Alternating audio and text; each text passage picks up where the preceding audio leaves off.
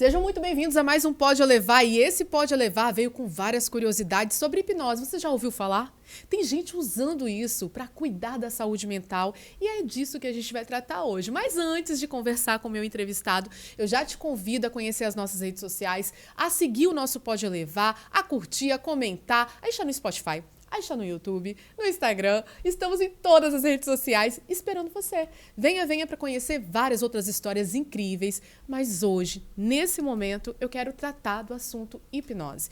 Óbvio que o Emerson vai falar sobre outras coisas. Um cara inteligentíssimo, conheço ele há anos e é com muita honra que eu recebo ele aqui hoje. Emerson, obrigado por ter aceito meu convite. Gratidão, Su. Privilégio, uma honra minha estar com você aqui. Eu que agradeço. E eu tenho certeza que a gente vai poder conversar muito e vai trazer muita luz e informação para as pessoas, porque é um assunto extremamente interessante e pertinente nesse momento, com certeza. Massa. A primeira pergunta que vai é, dá para tratar a saúde mental com hipnose? Então, hipnose, que eu tenho diversas especialidades, eu posso dizer que hipnose é uma das ferramentas, para não dizer a ferramenta mais assertiva para tratamento e manter a saúde emocional. Quando eu falo tratamento, eu estou falando daquelas coisas que estão ocultas, guardadas, escondidas, recalcadas, reprimidas durante toda a nossa história. Inclusive desde dentro da barriguinha da mamãe, essas informações que estão geneticamente ligadas a nós. A hipnose é uma dessas ferramentas que vai nesse conteúdo, destrincha esse conteúdo e dá um novo significado a este conteúdo. É claro que a hipnose ela tem algumas vertentes. Por exemplo, existe a hipnose de palco, que nós chamamos de street hypnosis, é a hipnose para palco, de rua, hipnose de rua. Ela não é para hipnose clínica, ela é uma hipnose que você faz festinhas, vai com os amigos, oba-oba, brincadeira, de colar a mão, esquecer o nome, não saber as letras, é uma brincadeira. Agora, hipnose para clínica, nós damos o nome de hipnoterapia. É o uso da hipnose no tratamento de adversidades emocionais. Entre essas adversidades são os bloqueios mentais, né? A gente estava até falando sobre isso. Ajuda, é um caminho para poder se recuperar. Por exemplo, a gente está vendo muita crise de ansiedade, né? Do pânico, as pessoas sentindo dores reais no corpo, baseadas no emocional. A hipnose ajuda. E deixa eu só pontuar, dar uma adendo aqui. Você não é só hipnólogo, você é psicanalista, psicólogo. Quais são todas as suas formações, só para que o público de casa entenda a quantidade de carga no sentido de entendimento sobre o psicológico mesmo, você entende? Perfeito. Então, eu tenho uma clínica em Linhares, né? Eu atendo, já tenho mais de 4.600 casos clínicos atendidos. Então, eu tenho 2 faculdades, pós-graduação, mestrado, doutorado Tudo em psicanálise, né? Doutorado em psicanálise, pós-doutorado em psicanálise. Formação, sou trainer internacional em programação neurolinguística, tenho diversas formações na área de constelação familiar, sou treinado no maior centro de hipnose clínica do mundo. Então, assim, além de outras formações e cursos, por exemplo, psicologia positiva em Harvard, neurociências fundamentais em Harvard. Então, eu tenho diversas formações. E isso me trouxe uma grande pergunta inicial que eu tinha desde menino, Su. Por que as pessoas sofrem? Era uma pergunta que eu sempre tive. Então, eu não tive muita estrutura familiar, então, sem pai, sem mãe, morando na casa dos outros. Morei só parte da minha infância com a minha mãe e tinha muito sofrimento. E eu queria saber por que as pessoas sofrem, qual é a origem desse sofrimento. Isso me levou a buscas inconstantes. Eu dou aula de treinamento de hipnose, tanto no Brasil, tanto no exterior, para profissionais da área. Então, psicólogo, psicanalista, terapeuta, psiquiatra, médicos que querem gerar anestesia pela hipnose, querem tratar essas dores crônicas com hipnose. Inclusive, existem no Brasil diversos hospitais que utilizam a hipnose no tratamento de dor crônica. Então, a hipnose é essa ferramenta que a gente vai utilizar para superar essas adversidades emocionais. Na linguagem psicanalítica, chamaríamos de neurose. Na linguagem comum do povo, a gente fala trauma. O que é o trauma? Tudo aquilo que te bloqueia.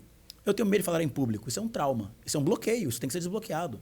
Eu não consigo olhar nos olhos das pessoas. Isso é um trauma, isso é um bloqueio. Uma indiferença, uma baixa autoestima. Tem alguma coisa que não me permite olhar nos olhos. Então, tudo aquilo que impede o ser humano de encontrar a sua melhor versão, tudo aquilo que impede o ser humano de evoluir e ser melhor, a gente fala que isso é um bloqueio. E a hipnose é um desbloqueador dessa mente que está bloqueada por alguma coisa. E geralmente, Suelen, para ser bem específico, esse trauma, essa origem, ela vem de pai e mãe. Entendo. Agora, a sua pergunta inicial para começar toda essa linha de estudo foi: por que nós sofremos? Eu queria essa resposta. Se você puder me dar, eu adorei, tá? Então, achei profundo, não deve ser uma resposta simples, mas eu gostaria de entender. Eu vou tentar ser o mais breve possível, serei lacônico, que é o seguinte: a dor que te fazem, ela é inevitável. Por quê? Porque você nunca espera. O ser humano tem que aprender a lidar com o inesperado. E a dor, ela vem pelas pessoas que você mais ama, pelas intempéries da vida, pelos acontecimentos diários. Então, a dor, ela é inevitável. O sofrimento por isso É opcional. é opcional. Então, eu comecei a entender que a dor que me fizeram era o que tinha para ser feito. Por exemplo, a dor do abandono de um pai. Era o que meu pai sabia fazer naquele momento. Talvez ele não tinha recurso, talvez ele estava desesperado, talvez ele estava fugindo. Essa dor foi inevitável. Eu nem compreendi durante muitos anos por que é que meu pai me deixou. Sofrer por isso hoje, como adulto, é opcional. Eu posso decidir perdoar o meu pai, e perdão não é esquecimento. As pessoas acham que perdão esquece. Perdão não apaga a memória. O perdão, ele tira o poder da lembrança. O perdão é dado para gente que contraiu conosco dívidas impagáveis. Porque, caso contrário, enquanto eu não perdoo, o encarcerado, o preso sou eu. O doente sou eu.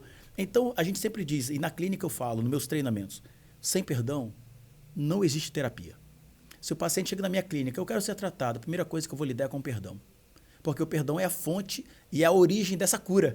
Que pela hipnose nós chegamos a esse encontro, mesmo que a pessoa tenha morrido. Eu morri? Não morreu. Fisicamente a pessoa morreu, mas emocionalmente está ali ainda. Aquele rancor do pai, do filho que se foi, da mãe, do tio, não importa. Então, a resposta da sua pergunta é, a dor, ela é realmente inevitável. A vida vai te trazer dores. Sofrer por isso, eu preciso tomar uma decisão. Muitos sofrimentos na infância, tem adultos hoje com 30, 40 anos sofrendo, morrendo de depressão por alguma coisa que o pai fez na infância, que a mãe fez na infância, que alguém fez. Mas olha, eu não sou mais aquela criança. Por que é que eu, como adulto, estou sofrendo como uma criança? Significa que eu, apesar de adulto, tenho um sentimento ainda infantil. Eu preciso lidar com esse sofrimento infantil dessa criança que está ferida aqui dentro. Então, a dor, ela é inevitável, mas o sofrimento é uma opção. E por falar em criança, já que a gente citou, nós somos pais, e eu acho que a grande preocupação dos pais hoje é a saúde mental dos filhos. Estou vendo um alto índice de casos de crianças de 8, 9, 10 anos com depressão, crises de ansiedades fortíssimas. A gente até conversou aqui em off e a gente sabe um pouco da fonte de tudo isso. Mas como especialista, eu gostaria que você desse realmente, clarificasse em quem está nos escutando o porquê que as crianças estão chegando a esse ponto. Eu vou ser bem direto. Se a criança não tem problema neurológico, e eu vou reafirmar aqui trazendo essa responsabilidade, porque, como eu falei, eu tenho mais de 4.600 casos, eu tenho um padrão, eu estabeleci padrões, estatisticamente. Se a criança não tem problemas neurológicos, problema da criança é comportamento de pai e mãe. A criança, o lar é o primeiro lugar de aprendizado da criança. Como fala, como veste, como senta, o que fala, o que ouve, como gestua, como se comporta. E, como eu falo, começa com pai e mãe, é às vezes a ausência, é às vezes a superproteção, é a mãe que não entrega o filho para o pai, a mãe que é superprotetora, porque o pai viaja muito, trabalha muito fora, e a mulher quer sanar e suprir essa necessidade, ou um pai que percebe a mãe relapsa, quer suprir. Eu falo, pai é pai, mãe é mãe, não dá para ser pai. E aí entra a confusão na mente da criança, que não identifica o seu papel, não sabe quem é o pai, não sabe quem é a mãe, fica perdida no mundo. Aí ela começa a ter essas crises que vão dar vários nomezinhos que estamos tendo agora de doenças que supostamente apareceram nos últimos 10 anos. E aí entra a tecnologia, porque como eu não tenho tempo para ficar com meus filhos, eu vou suprir isso dando um equipamento tecnológico. Então, toma aqui esse iPad, toma aqui esse telefone, as crianças olhando para baixo o tempo inteiro. Eu acesso áreas do cérebro de comportamentos e expressões. Por exemplo, eu olho muito para baixo, eu acesso uma área do cérebro que é o meu diálogo interno, onde eu converso muito, onde eu fico essas vozinhas no meu ouvido. Eu acesso outra área do cérebro olhando para baixo, eu acesso as emoções. Então você percebe muita criança irritada, depressiva, medrosa, porque fica o dia inteiro olhando para baixo. Então, esses equipamentos, que apesar de a gente tentar suprir a falta que temos, está trazendo outros problemas que não tínhamos há tempo. Porque há tempos atrás, há anos atrás, os pais tinham tempo para olhar nos filhos na mesa. Os pais tinham tempo para estar com as crianças. E criança observa, o primeiro lugar é casa. Depois vai para a escola, depois vai para o mundo. Mas o primeiro ambiente onde a criança sofre, onde a criança aprende, onde a criança se desenvolve, é com pai e mãe. Então a criança fica insegura, cadê o pai? A criança não consegue dar abraço, cadê a mãe? Porque abraço, afeto, carinho, expressão da vida, desejar a vida vem da mãe. Segurança, força, provisão, responsabilidade vem do pai. E aí você já começa a ver o comportamento da criança observando a falta de pai e a falta de mãe. A gente fala de leite, né? Cadê o leitinho do papai? Cadê o leitinho da mamãe?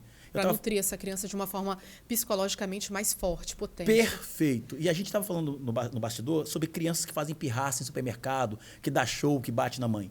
Isso é extrema ausência paterna. Um pai frágil, a figura paterna fraca, frágil, faz com que o menino se sobrepuje sobre a mãe. Então ele faz pirraça. Porque se o pai é forte, se o pai protege aquela fêmea, aquela esposa, aquela mulher dele, esse menino jamais vai bater na mãe. Ele sabe que ela tem um protetor, ela sabe que ela tem um macho. Ele observa a figura do pai protegendo a mãe.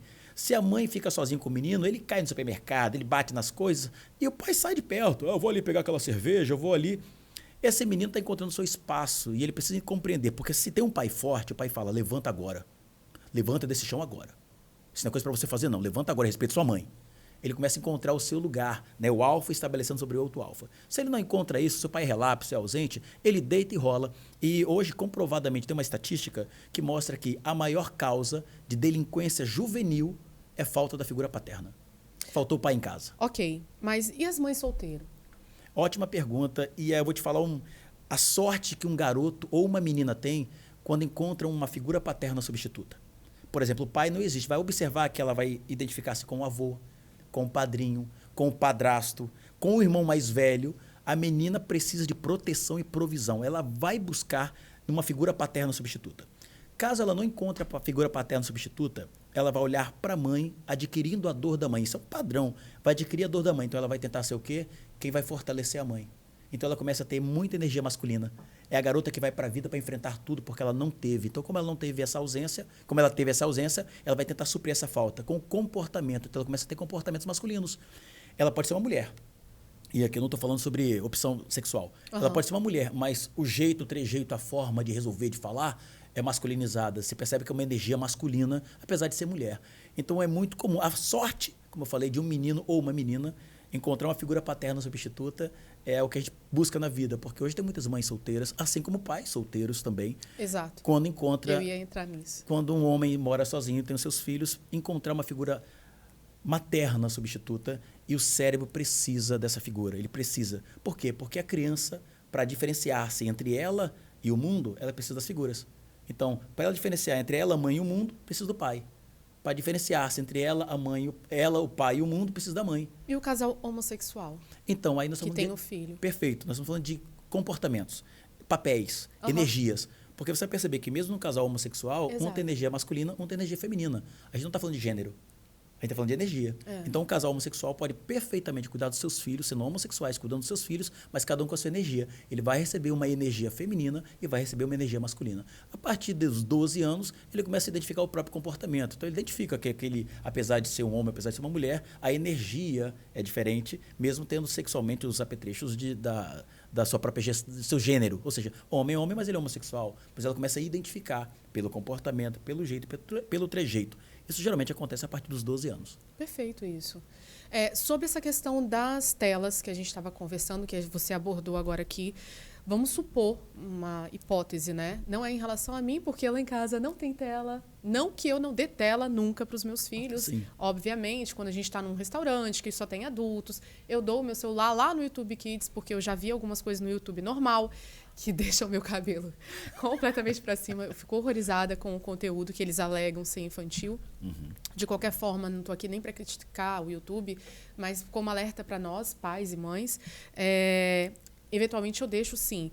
Mas vamos supor que essa criança já chegou numa idade onde ele tem como extensão do braço o seu tablet ou o seu smartphone.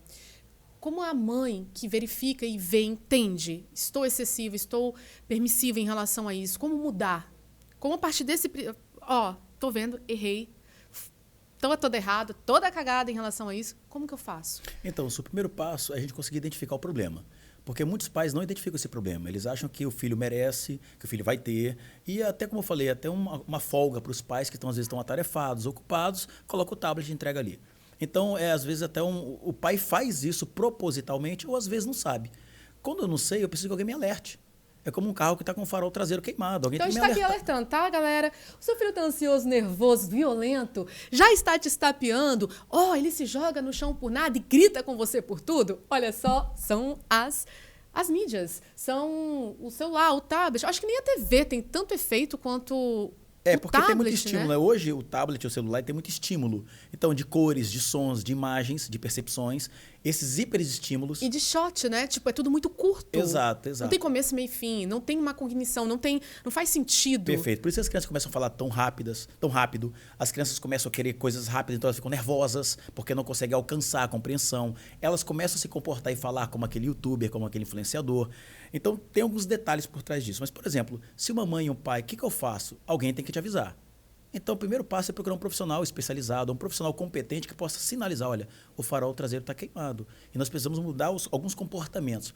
E a facilidade disso é o seguinte, é que até os 12 anos, muitas literaturas apontam que até os 12 anos, nós pais somos os especialistas, os psicólogos dos próprios filhos. Quem conserta filho é pai e mãe. Como eu falei, a não ser que a criança tenha problemas ou déficit neurológico. Depois dos 12, não. A criança começa a ter crenças, começa já a identificar o que é da vida, já não é tão fácil aí, a neuroplasticidade já se altera de maneira já mais abrupta, já tem que ter mais conceitos para criar essa nova possibilidade. Mas o primeiro passo é procurar um profissional que sugira, que dê essa sugestão do que fazer. O segundo passo, identifiquei, bom, é menor de 12 ou é maior de 12? Tem 12, tem 14. Então, a gente sempre fala que de 0 a 7 anos, criança não tem escolha. De 7 a 12, alguma escolha. De 12 a 18, escolha supervisionada. Onde você vai, caso você chegue. Essa, pelo menos, é a sugestão do mundo ideal. Não é o mundo real. É. Mas é a sugestão de um mundo ideal se eu quero não pagar um preço lá no futuro de dor, de sofrimento. Então, eu preciso resolver agora. E a gente precisa estar de olho, porque a educação que é colocada hoje para nossos filhos, para os tablets, para essa sugestão toda, não é a nossa que nós tivemos há 30 anos atrás, 40 anos atrás. Não existe isso.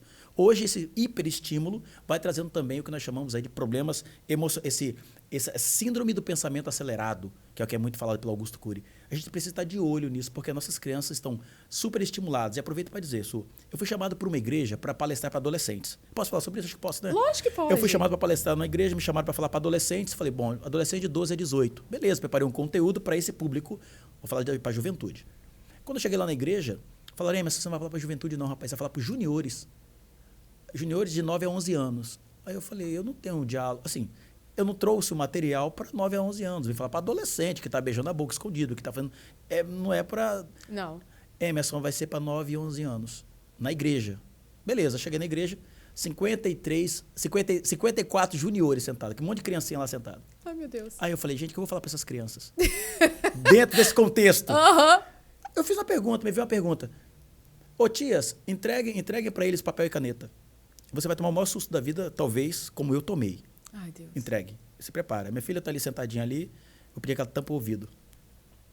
Escreva no papel o que te afasta, 3 coisas que te afastam de Deus, de 9 a 11 anos. Das 54 crianças, 51, não foi 51 escreveram. A primeira coisa que me afasta de Deus. Você não vai acreditar nunca no que eu vou te falar aqui, porque aquilo me marcou para sempre. Masturbação.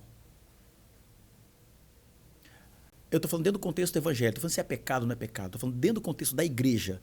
De 54 crianças, 51 me escreveram. Da onde elas estão tirando isso? O que elas estão sendo estimuladas? Quem é que está estimulando nossas crianças? Da onde é que vem essa palavra na cabeça delas? Porque até 11 anos eu não sabia nem o que era isso. No meu tempo nem se falava. Então, o que está sendo dado na mão das nossas crianças? Então, eu vou dizer para pais aqui. O maior susto que um pai ou uma mãe vai ter vai ser quando pegar o celular do seu filho adolescente. O maior susto da vida. Porque eles estão sendo assediados ali por pedófilos que estão se passando por crianças. Estão sendo assediados por pessoas que propositalmente querem destruir a família.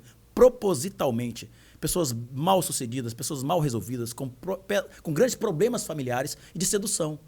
E uma coisa que é interessante que a Bíblia diz: não desperte o amor até que ele venha. E nossas crianças estão com a libido que já existe desde a mais tenra idade, sendo despertadas aos 7 anos, aos 6 anos, aos 5 anos, sendo despertadas pela internet, pelos estímulos visuais, auditivos, sinestésicos, de emoções, de danças, que supostamente são danças simples, não são. Aquelas danças do TikTok são extremamente sensuais. Abre o TikTok, você vê aquelas danças que supostamente a mãe aplaude, o pai aplaude, nossa, que lindo. Está despertando a libido, a sexualidade, a criança não sabe como lidar com isso. Então ela entra numa frustração, ela entra num problema seríssimo moral, porque tem a questão da igreja, moralidade, vários detalhes por trás disso. Ela não sabe como lidar com essa emoção que está ali aflorando e não sabe o que fazer. Aí alguém começa a instruir nossos filhos pela internet, pelos celulares. Eu vou dizer, foi um dos maiores sustos da minha vida, e eu já vivi muita coisa, quando eu peguei 51 crianças de 54 me escrevendo a mesma coisa, dentro de uma igreja. E como transcorrer, a partir dessa informação, uma mensagem para essas crianças? O que você disse? Ou não baseou na resposta delas, porque você não teve no momento? Eu não sabia se elas realmente compreendiam o que era. Então, ali foi, inclusive eu sugeri para a igreja que eu conversasse com os pais. Aquilo ali é pai, é pai e mãe. Pai e mãe que estão deixando os filhos o tempo inteiro na internet, pai e mãe que dão tablet de celulares, é pai e mãe, não é a criança, a gente não tem que lidar com a criança nesse sentido. Primeiro é comportamento materno e paterno. Eu sempre falo assim, Sueli, se eu tiver mais 2 minutinhos, deixa eu dar um exemplo. Todos. Ó, Sueli, aumenta aí, tá, o time. A gente tem a selva e tem a caverna. Na caverna fica o leão, a leoa e o filhote. A família, leão, leoa, filhote. O leão sai para a selva, o leão vai para a caça, o leão vai para trazer a comida para dentro da caverna, onde está a leoa e o leão. Supostamente é isso. Então o leão é o que caça, o leão é o que morre primeiro, o leão é o que vai para a vida, o leão é o que desbrava, o leão é o que toma conta da caverna. Ele volta para casa, tá ali a leoa e o filhote. O leão tá difícil na selva encontrar comida, a leoa vai também. Então a leoa vai para buscar, para ser a companheira, para encontrar o seu espaço, vai todo mundo para a selva. O filhote fica com quem? Porque a gente tem que ir para a selva. Aí sabe quem fica o filhote? Que a gente entrega na mão da hiena, na mão do macaco para tomar conta, na mão de pessoas que não têm nem a mesma convivência de leão, não são leão, não têm a familiaridade de leão, não têm a linhagem de leão, mas ficam conselhando nossos filhos, nossos filhotes ali dentro. Quem é que a gente coloca dentro de casa, Suelen? Aí você começa a perceber que seu filho tá com conversa de hiena, tá agindo igual o macaquinho, tá falando igual o papagaio. Mas caramba, a gente é leão porque o nosso filho tá tão diferente. Vai observar quem tá tomando conta. Então, essa demanda de ir para a selva tem um preço. Só que esse preço a gente não vê agora, a gente só vai ver daqui 10, 15, 20 anos lá à frente. Quando seu filho tem comportamentos que você nunca ensinou, que nem respeita o que você disse, e vai jogar na sua cara. Você nunca ficou comigo, você nunca tomou conta? Foi minha babá, foi fulana, foi mamá, seja lá quem for que ele vai falar o nome, e é o que mais acontece. Eu lido com isso na clínica o tempo inteiro, Sueli, o tempo todo, e eu percebo quem foi para a selva. Ah, não, a gente trabalha. Com quem fica a criança? Então ela vai para a creche, vai para a escolinha, vai para o hotelzinho, vai para não sei aonde. Caramba, como é que seu filho quer que seu filho tenha jeito, forma, fala de uma linhagem de leão? Você não tem um tempo para ensinar o que é ser leão. Quem está ensinando a ser leão é hiena, e a hiena não é leão. É uma origem diferente, uma percepção da vida diferente, uma linhagem diferente. E todo prêmio tem um preço, e esse preço é um preço caro demais para a gente pagar lá na frente, depois de todo esforço. Afinal de contas, está ali o tesouro. E essa nova geração, Emerson? Porque a gente está falando isso de agora igual. E eu deixei de fazer várias coisas para poder estar com os meus filhos. Tinha uma pessoa super bacana que ajudava, que ficava. Até que eu fui me relacionando mais com a empresa e eu me situei. Eu falei, eu não estou criando meus filhos, eu não estou cuidando deles, eu não estou dando a educação que eu gostaria. Eles não estão falando da forma que eu gostaria, que eu primo, sabe? Só que é difícil. Hoje a grande maioria das famílias, elas dependem de mais recurso, ou talvez não dependam, mas elas querem. É isso que o mundo capitalista e o feminismo prega, né? Não, a mulher tem que correr atrás dos seus direitos iguais. Como eu como mulher eu posso falar que a gente se perde muito fácil, tá? Nesse contexto. Porque a gente quer. Perfeito. A gente quer alcançar, a gente quer também ter um lugar ao sol, a gente também quer ter nossa grana ali no final do mês. E, ao mesmo tempo, a gente sabe também que são escolhas, né? Olha, Su, você me falando sobre isso, se você estiver perguntando uma opinião... É opinião mesmo. É uma opinião. Então, eu vou dar a minha opinião. É só a minha opinião. Não quer dizer que seja a verdade. É só a minha verdade. Na minha percepção, quem vai para a selva é leão. Na minha percepção, a leoa, ela incentiva o leão. Ela diz, vai. Porque o leão foi feito para isso. A estrutura física é diferente, biológica é diferente, emocional é diferente. É para o cara tomar porrada. Por isso que eu falei, o leão morre primeiro. A leoa faz o quê? Ela cuida do filhote, ela ajeita a caverna. Quando o leão precisa, esporadicamente ajuda a gente porque está difícil, mas volta para cuidar do filhote. Porque o filhote, depois de um tempo, ele vai embora da caverna. Vai. Ele vai embora. E quem continua permanecendo ali é o leão e a leoa, mas são amigos unidos em prol de um filhote, se você tem filhote. Porque a sua linhagem, a gente não vai ser perpetuado por nós mesmos, Suelen. Você vai ser eternizado pelo seu filho. A sua geração está no seu filho. E o que adianta você ganhar o mundo inteiro e perder a alma do seu filho? Essa é a pergunta. E a pergunta que eu me fiz, já fazem 2 anos que eu praticamente não trabalho à tarde. Só para ficar com as crianças. Eu abri mão de grana. Eu estava rodando o Brasil inteiro, viajando 3 vezes por semana para rodar o Brasil e o mundo, dando aula de hipnose, ensinando. Falei, cara, estou ganhando muito dinheiro, espetacular. E olhava para os 2 filhotinhos dentro de casa. A esposa precisando também alcançar o espaço, eu acho que tem que ser valorizado. Não estou dizendo para a mulher ficar em casa, ela tem o seu lugar ao sol. Só que quando a mulher assume o lugar e a posição do leão, ela vai ficar sozinha. Porque o leão não quer outro leão dentro de casa. Aí começa a ter a disputa de ego. A briga, o orgulho de quem é maior. Isso é uma publicação na revista, se eu não me engano, na Isto É, tempos atrás. Cerca de 70% das mulheres bem-sucedidas do movimento feminismo, ou a gente vai falar aqui de empoderamento feminino, porque uma coisa é mulher empoderada, outra coisa é mulher poderosa. São coisas diferentes. Esse empoderamento deixou 70% das mulheres sozinhas. Elas são mal-sucedidas no amor, bem-sucedidas no negócio. Por quê? Porque elas vão para a vida, mas não tem ninguém com quem compartilhar, vão sofrer de solidão, de sobrecarga, sobrepeso, ou senão uma demanda de que o mercado demanda o tempo inteiro. Corpo perfeito, roupa perfeita, maquiagem perfeita. Mas e o filhote? Não dá conta de filhote, porque ela começa a ser extremamente de energia masculina, porque tem que ir para a vida, mas não consegue ter mais energia materna. Então ela chega em casa extremamente nervosa, desgastada, não tem tempo. E o filhotinho vai procurar a resposta onde? Onde ele é aceito, pertencimento. Ele vai pertencer a um grupo. Então ele vai para o WhatsApp, para um grupo de WhatsApp, com amigos de jogos, para a escola, ele prefere ficar na casa do coleguinha, porque lá ele é aceito, lá ele é visto, lá ele é notado. Olha, é assunto aqui para dias, Suelen, e eu estou tentando ser o mais breve sucinto, possível. Né? Entregar o melhor da informação. Eu entendi. Na verdade, eu também estou nessa busca, porque eu também estou criando 2 filhos, né? E com a ajuda do meu marido, que é um pai presente, porém ausente, porque trabalha pra caramba e a gente, enfim, está formatando uma fábrica. Mas quando ele chega, eu percebo todo esse comportamento, sabe? Essa coisa. E eu vejo o quanto o Noah abaixa as orelhinhas pra ele. E pra mim mãe, tipo assim... Entendo, perfeito. E a gente tenta dar carinho, a gente tenta dar amor. Eu realmente abri mão de muita coisa pra dar presença, pra estar junto. E mesmo assim é tão desafiador, sabe? Mas, ao mesmo tempo, é muito recompensador, porque eu percebo no meu filho atitudes diferentes, a partir do momento que eu estive mais presente, da minha filha, a busca que eles têm em relação a tudo e a mim, sabe? Aquela troca gostosa de acordar, de ter a manhã todinha juntinhos para depois ir para a escola, o quanto eles ficaram melhores, a introdução do esporte. Perfeito. Como que o esporte me ajudou a eliminar a energia do meu filho, que ele é um hiper... mega, ultra, uma bomba atômica, eu digo. Um Tasmania, mas é uma delícia. Eu fico muito feliz porque eu posso estar errando, mas eu estou tentando acertar e eu acho que eu estou no caminho certo. Então, Su, a gente estava falando do início sobre hipnose, que os maiores hipnotizadores dos filhos são os pais.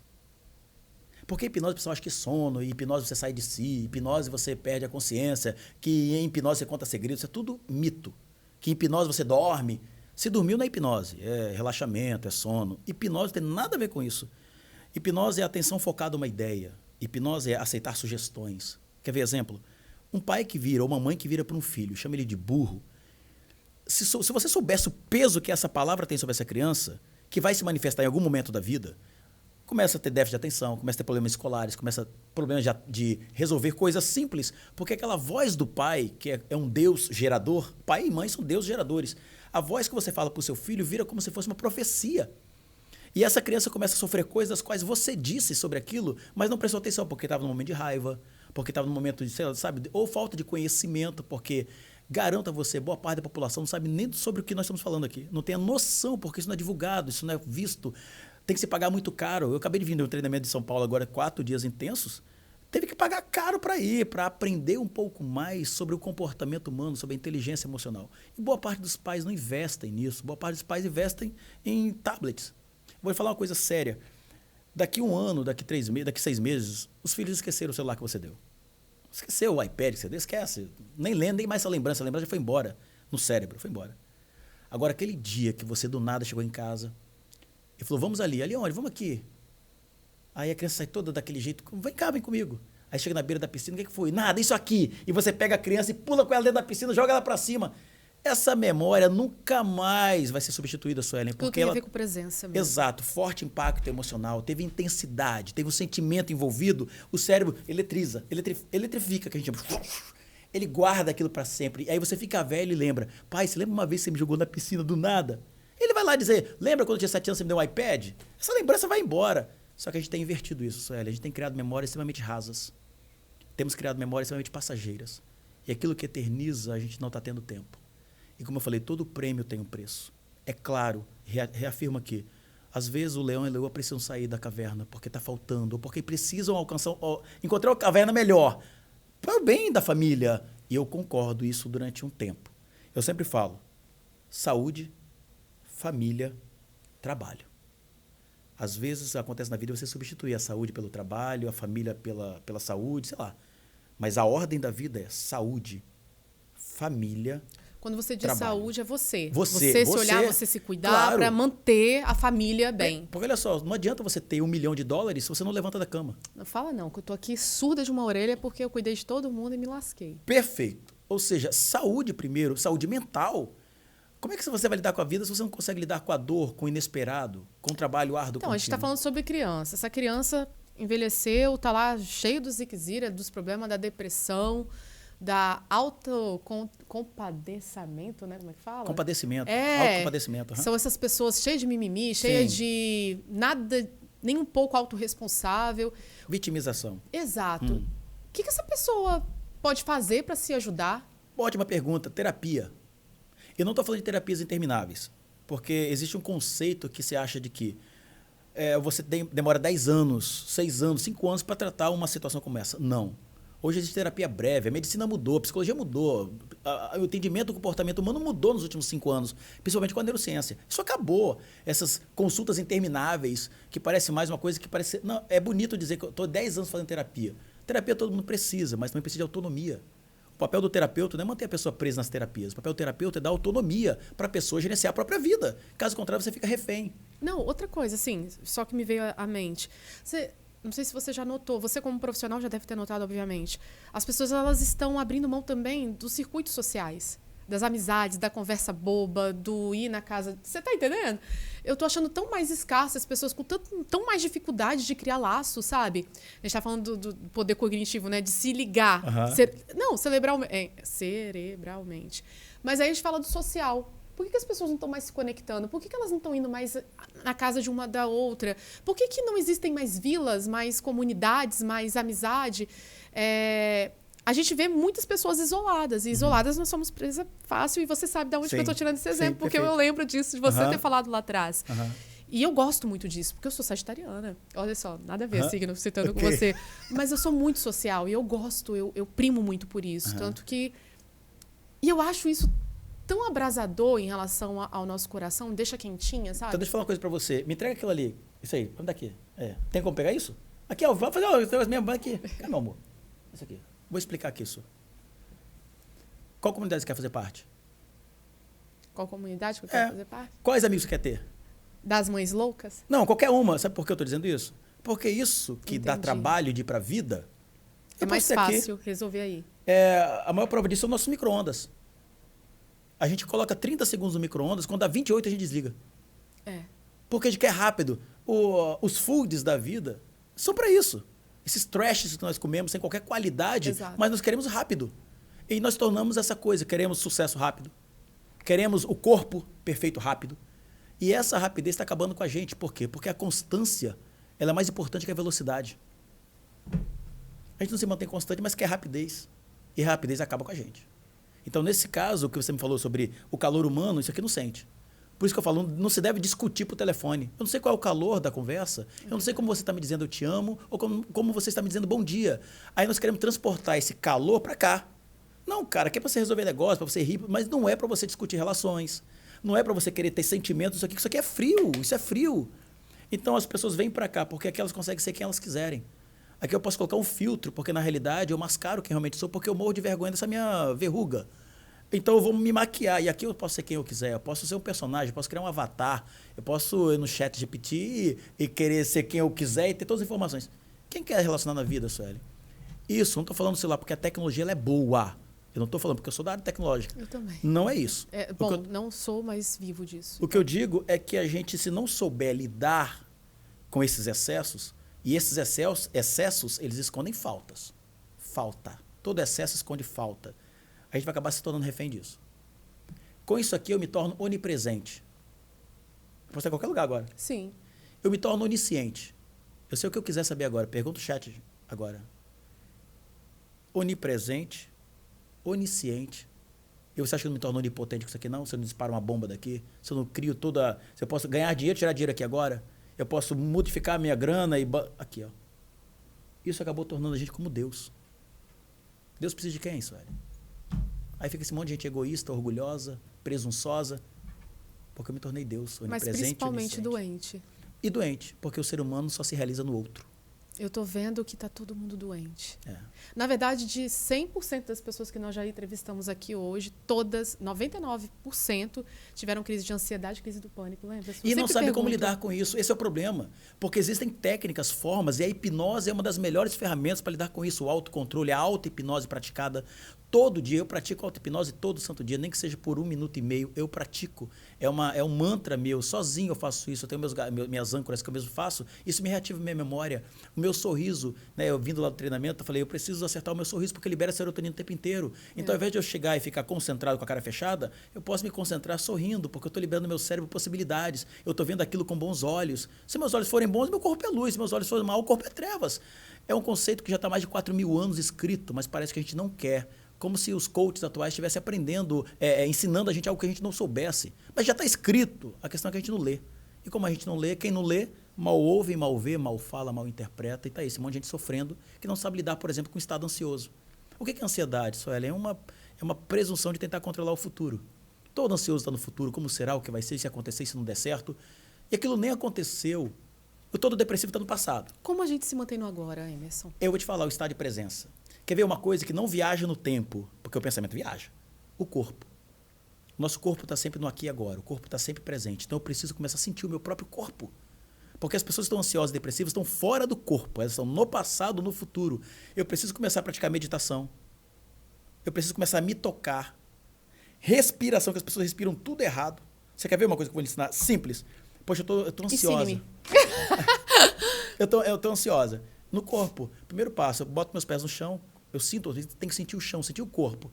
Eu puxo a respiração com a parte de cima. Antes a gente andava só descalço, com o pé na areia, principalmente lá no interior, né? Aqui eles chamam plantar o pé. Plantar o pé. Aí eu falo, isso aí eu vivo na roça, eu só vou... Tá entendendo? As pessoas não sabem nem o que é isso. Então, tem que ser... Não, ou estão usando agora como se fosse um método também de... Nada, isso é coisa... Não tem nada novo debaixo do sol, Su. Eu preciso começar a respirar com a parte de cima, ou seja, tá ansioso, puxa a respiração, mas tem que ser com a parte de cima do pulmão. Sim. A gente respira geralmente com a parte de baixo, a parte de cima. Então eu respiro, inspiro, segura aqui, com o peito aberto, segura esse peito, segura. Conta até 5 e solta. Mas mantém o peito. Chega a ficar tonto, né? Você vai fazer isso de 3 a 6 vezes. O pensamento vem para o corpo. Oxigena. Então, ao fazer isso, o meu pensamento inteiro que está aí viajando, ele volta para o corpo. Traga o pensamento para o corpo. Está tendo crise de pânico, ansiedade? Põe gelo na mão. Segura gelinho. Automaticamente o teu cérebro focaliza e tudo que ele foca, ele expande. Nossa, que perfeito isso. Então, bota 2 pedrinhas de gelo na mão, você segura, porque o cérebro traz novamente o pensamento. Então, ele vai estar preocupado em lidar com a dor, com aquilo que está sendo feito agora, do que com aquele pensamento que está ali ruminante.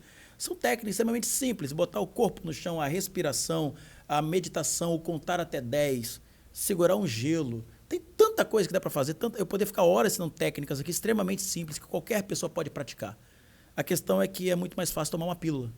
Eu achando que isso vai me resolver. E não vai, porque o remédio ele remedia. Não existe no mundo remédio que resolva a depressão. Não existe no mundo remédio contra a ansiedade. Existem paliativos para remediar um sintoma. E digo, ansiedade é sintoma, não é causa. Tem uma causa que deixa a pessoa ansiosa. E aí, boa parte dos profissionais e remédios... Eles dizem não ter cura, né? Nem a depressão, nem a ansiedade, na verdade, pânico. Todo ser humano tem predisposição. Predisposição significa que ele vai instaurar isso. A questão é se eu tenho inteligência para lidar com isso. Por exemplo, qualquer ser humano, qualquer um de nós pode entrar em depressão. Como é que eu lido com o fato que aconteceu? Você vai lidar com um jeito ou de outro. Eu me lido melhor porque eu tenho ferramenta. Você que não tem ferramenta vai ficar sofrendo. Por exemplo, alguém que morreu. Tem muita gente fazendo, nossa, fulano morreu, tem que fazer tratamento, tem que fazer terapia agora. Não adianta fazer terapia agora. Porque o luto tem um tempo. Mas eu vou tomar remédio, porque eu não quero sofrer. Só que eu tenho que aprender a encarar a dor, o sofrimento inesperado. Como é que eu vou lidar com isso com uma pessoa que morreu, que eu amava demais? Eu preciso respeitar a partida dessa pessoa. Porque, no fundo, eu estou doendo pelo meu amor, porque o outro não sente mais. Então, o amor que ficou é que me faz doer. E eu preciso aprender a lidar com isso. Então, eu entro em negação, eu entro em não aceitação, eu entro em revolta contra Deus, contra todos. O luto tem um tempo, ele precisa ser vivido, vivenciado, para aprender o processo. A gente só quer o resultado da solução. Resultado não ensina, Suelen. O que ensina é processo. Porque outra vez na vida que lhe acontecer novamente, você entendeu o processo e como lidar.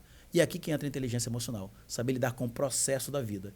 E essa constância, ela é mais importante do que me dar um remédio aí para resolver minha vida. Remédio não resolve isso. Nenhum remédio tira a dor de um filho, nenhum remédio lida com estupro. Não adianta. A gente tem que lidar emocionalmente.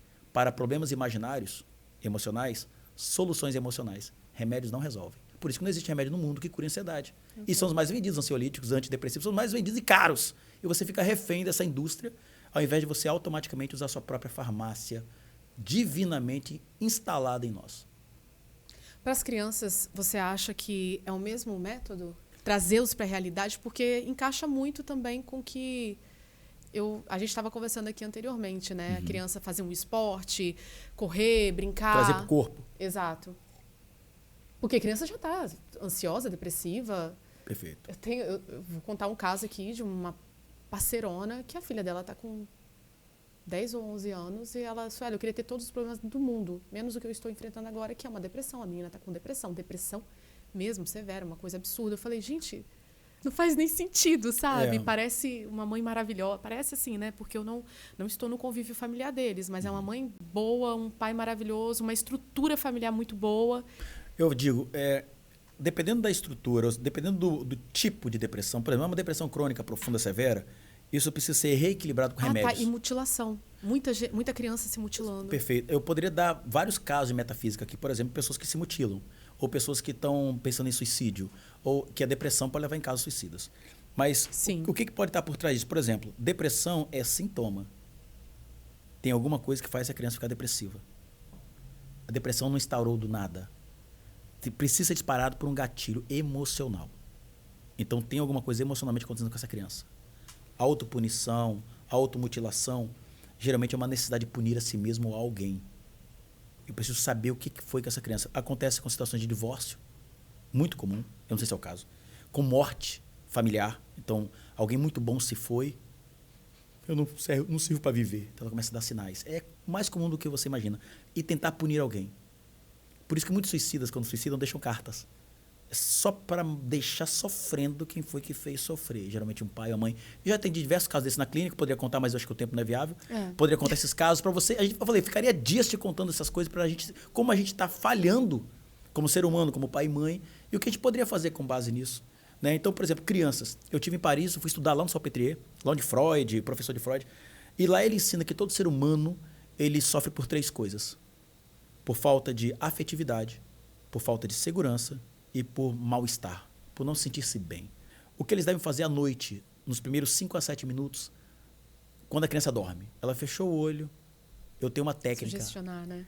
É a sugestão e toque. Eu preciso tocar no corpo, porque toda emoção mora no corpo. Toda vez que você ficar emocionalmente, não importa, ansiosa, depressiva, medrosa, não importa, isso vai no corpo. O corpo é a sede das emoções, tudo se manifesta na carne.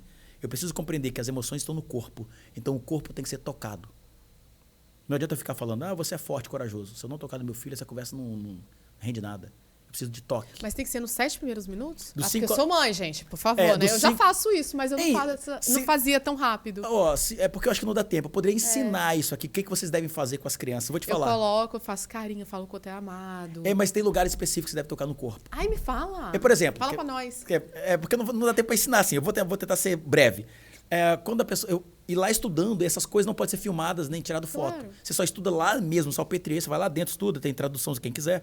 Mas lá o professor de Freud, Charcot, fala o seguinte, todo ser humano sofre de 3 coisas. E uma pessoa depressiva está com mal-estar, está com falta de sentimento, emoção. Mas, exemplo, eu preciso de trazer afetividade. O filho que não gosta de abraço, tem dificuldade com eu te amo, não tem relacionamento com as pessoas, precisa de afeto.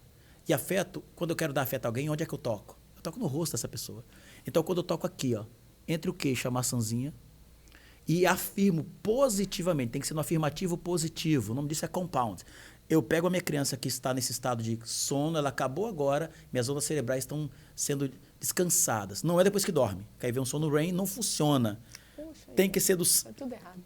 Que geralmente você põe aquelas músicas, a sugestão de auto-hipnose na internet, esqueçam aquilo é pílula de farinha. Tem que ser nos primeiros 5 a 7 minutos. Colocou para dormir a criança e são 10 dias consecutivos. Então, a dica é, durante 10 dias consecutivos, até os 12 anos de idade, isso funciona. Depois dos 12, não.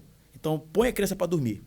Colocou para dormir, acompanha ela lá 10 dias. Colocou para dormir, ela fechou o olhinho, cochilou, mão.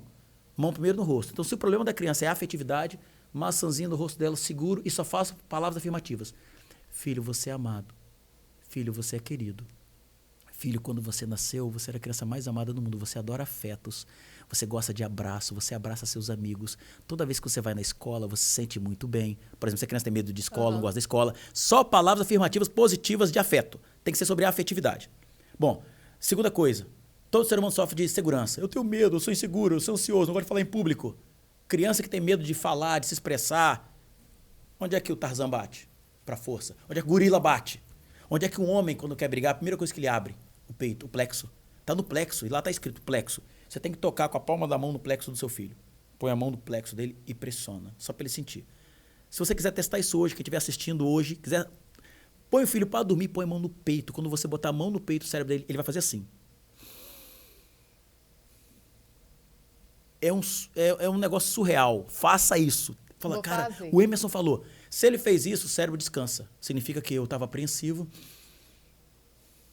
agora eu descansei. Então, o primeiro passo que eu faço, põe a mão no plexo. Se é segurança, você vai dizer, filho, você é forte. Só vale os primeiros 5 a 7 minutos. Depois esquece. Deus. Filho, você é forte.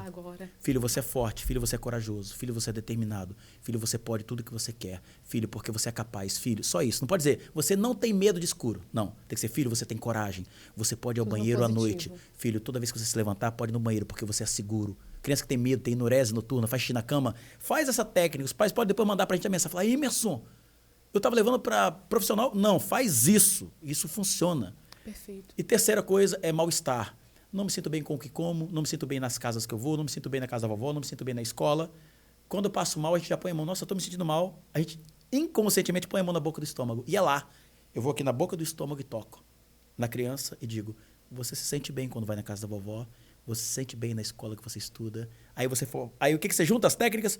Você se sente muito bem onde você estuda, porque você é forte e corajoso e você é amado, meu filho. E toda vez que você vai lá, você se sente muito bem, porque você é poderoso, porque você tem força. Então, toda vez que você falar uma palavra sobre isso, toca naquele lugar representando isso. Eu atendi 43 casos consecutivos, dos 43, 41 eu nem vi a criança. Eu só tratei pai e mãe, usando essa técnica. Depois, quando deu 43, eu tive que atender. Então, 41 casos consecutivos é um campo de amostra muito forte que isso funciona. Consecutivos. Só pai e mãe fazendo isso, primeiros 10 dias e acabou. Nos primeiros 5 a 7 minutos, tem que botar para dormir os dois. A questão é se os pais querem. Você tem disposição para ir na caverna, os dois juntos, quando vai botar a criança para dormir, fazer isso. O pai está trabalhando, a mãe está trabalhando, não dá para fazer, não quer fazer, não dá, dormiu. E aí a gente paga um preço. Não, eu faço. 10 dias consecutivos. Mas não dá no time e não... Tá tudo errado, mas eu faço. Então faz para você ver como isso vai mudar e como você pode ser aplicado isso. Então isso pode ser usado os primeiros 5 a 7 minutos na hora que dorme e depois que acorda. E como acorda não dá para fazer, é melhor fazer dormindo por causa das ondas cerebrais. Elas saem de beta, vão para alfa e estado alfa é melhor para concentração, entendimento, conhecimento, estudo. Mas é papo para outro podcast. Outro podcast. Emerson, chegamos ao fim, tá? A gente passou um pouquinho, mas não tem problema não, porque a sua é super gente boa e vai permitir, porque o conteúdo foi incrível, enriquecedor. Eu acho que... Eu tô falando tudo errado, eu tô achando, por causa do meu ouvido. Enriquecedor. Você tá vendo que eu tô surda desse ouvido aqui, eu não tô entendendo a minha... eu entendo perfeitamente. Agora, eu falando tá bem ruim. Mas não tem problema, eu amei ter você aqui. Obrigada por ter vindo, de fato, assim, fez total diferença. Eu tenho certeza que daqui vão sair vários cortes instrutivos, sabe? Que, de fato, vão fazer com que as famílias mudem de alguma forma a rotina para que melhor tenham aí crianças mais saudáveis ou até mesmo adultos mais saudáveis, autorresponsáveis. A gente está passando por muitas mudanças sociais, tecnológicas, que afetam diretamente a vida e que não tem sido só para o bem. Pelo contrário, a gente está vivendo muita coisa ruim. Então, eu acho que foi de suma importância a gente conversar hoje. Obrigada. Obrigada mesmo, tá? Quer fazer uma consideração final? Quer deixar alguma palavra aqui para encerrar esse pod? É só dizer que a informação é acessível a todos e que todos merecem ter qualidade de vida. Eu falo que todo mundo merece viver. Quanto mais informação a gente tiver, mais gente menos doente, mais gente saudável, né? Vive bem com informação, porque informação é poder e poder é o que a gente precisa. Conte comigo, se quiser fazer algum outro momento, outros assuntos pertinentes, eu estou sempre à disposição. Quero. E você sabe como me achar, e eu imagino que depois as redes sociais vão estar aí para as pessoas fazerem contato. Sim, eu vou deixar tudo também certinho para que as pessoas te conheçam cada vez mais. Você também vai compartilhar dentro. Enfim, vai rolar muita coisa. Gratidão. Obrigada. Obrigado a você. Gente, esse foi mais um Pode Levar. Eu estou muito feliz, muito grata a Deus, porque são oportunidades únicas de compartilhar um material riquíssimo que eu tenho certeza que vai fazer a diferença para você e para sua família, para a gente, sabe?